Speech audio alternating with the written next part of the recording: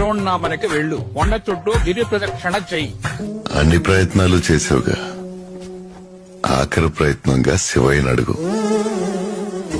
మనసారా అడిగితే కాదనడులే భోలా శంకరుడు. ఎంత గొప్పవాడివైనా, ఎంత తెలివైన వాడివైనా, ఎంత డబ్బున్న వాడివైనా సరే అరుణాచలంలోకి ప్రవేశించాలి అంటే ఆ ఈశ్వరుడి ఆజ్ఞ ఉండాల్సిందే. 14 కిలోమీటర్ల దూరం, 8 లింగాల ప్రయాణం, 4 గంటల సమయం, ఒకటే ప్రదక్షిణం, గిరి ప్రదక్షిణం. ఎన్నో జీవాలను తీసుకున్న ఆ జీవుడు నిన్ను అరుణాచలంలోకి అనుమతించాడు అంటే నువ్వు ఏనాడో చేసుకున్న పుణ్యం. దారిలో ఎన్నో అడ్డంకులు, ఎన్నో అనుభవాలు. ఈ 14 కిలోమీటర్ల గిరి ప్రదక్షిణ మూసేసరికి ఆ అరుణాచలేశ్వరుని సాక్షిగా, మనిషిగా చచ్చినట్టు, కొత్తగా జన్మించినట్టు అనిపిస్తుంది. పండు వెన్నెల్లో, పొన్నమి వెలుగుల్లో ఆ అరుణాచలేశ్వరుని తలుచుకుంటూ గిరి ప్రదక్షిణ చేయడం అనేది ఎన్నో జన్మల పుణ్యం. చెప్తున్నాం కదా, 14 కిలోమీటర్ల గిరి ప్రదక్షిణలో ఏదో ఒకటి మనల్ని వెనక్కి తోస్తూ ఉంటే ఆ ఈశ్వరుడు మాత్రం ముందుకు లాగుతా ఉంటాడు. దారి పొడుగునా ఎన్నో ఆలయాలని చూస్తావు, అక్కడ జరిగే అద్భుతాలని చూస్తావో. అలా 14 కిలోమీటర్ల గిరి ప్రదక్షిణ ముగించుకున్న తర్వాత తిరువన్నమలలో ఉన్న అగ్ని రూపంలో ఉన్న లింగాన్ని దర్శించుకోవచ్చు. ఓం అరుణాచలేశ్వరాయ, ఓం నమ శివాయ.